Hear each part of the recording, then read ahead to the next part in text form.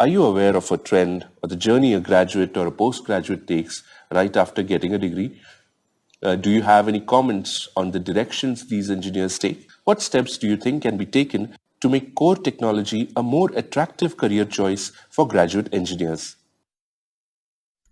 Well, those who have passion for technology, after they pass out, minimum qualification for any R&D career or design career is postgraduate.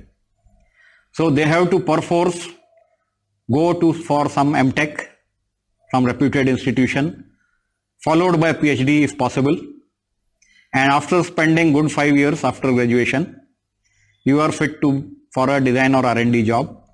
But then most of the premium institutions of R&D in the country have entrance from overseas. They don't take the pass out from Indian institutes that kindly. They would rather recruit somebody who is foreign returned.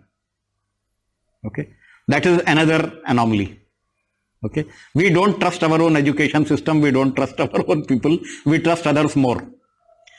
So the result is we trust somebody who is coming back from US much more than somebody who has done MTech and PhD in India.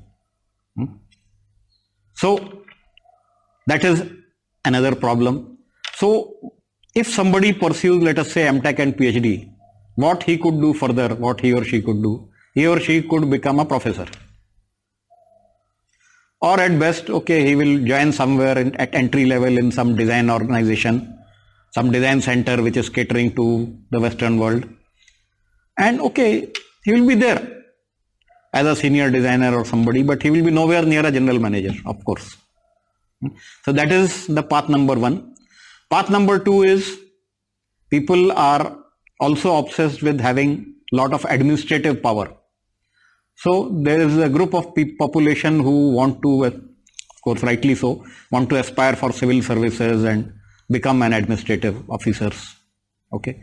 So they forget engineering, they forget technology and run for IAS. But after becoming IAS, the technology is not required anyway. And it is forgotten. And even while people are studying engineering, it's not that, say, they do compete in the entrance exam, but that doesn't mean that they are really interested in technology. They have to pass exam, therefore they study, but without developing any interest in the subject. And so it is easier for them to forget technology after they pass out. If it is not required, they can easily conveniently forget everything. The third stream is people do MBAs. They forget technology and switch over to finance or HR or marketing or some other function where only technology background is required. You don't require the in-depth knowledge of anything. Okay. So how many percentage of people forget technology? Just count that. Only those who go do MTech, PhD, they remember technology. All others are by far forgetting technology. Those who take up job with industry, they become managers, so anyway they forget technology after a while.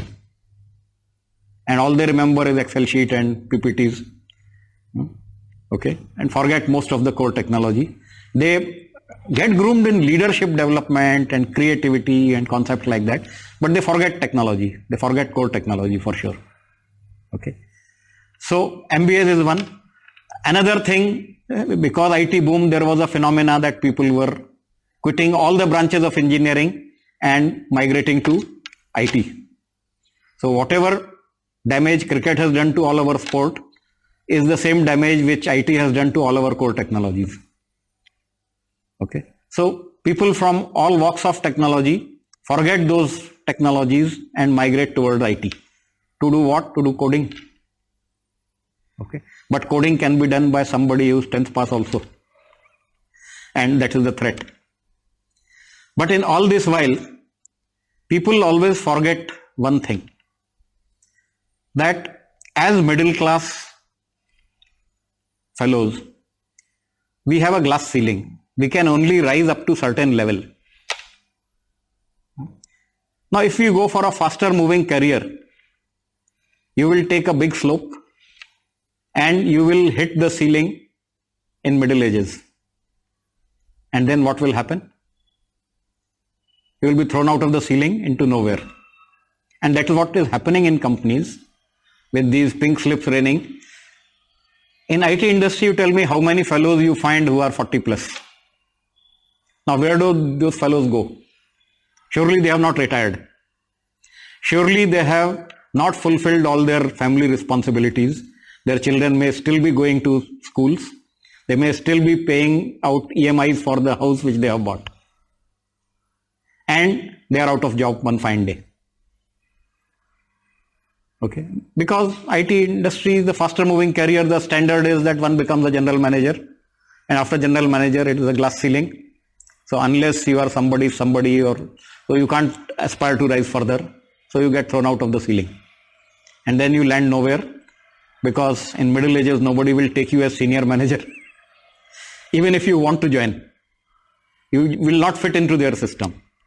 So you are out in cold and you don't know what to do. So then you become a thing like freelance consultant or a trainer or something. Somehow make do with that.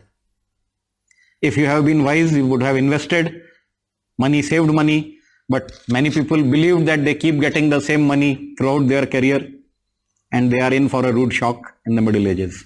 So that Middle Ages blue is always there in these faster moving careers, so-called faster moving career, other than of course the IAS officership, where it is a government job and you can retire gracefully, and after that also you have pension and all the benefits. Okay, so that is the relative pull from various sides which come on the fresh pass out, and obviously he takes a predictable path.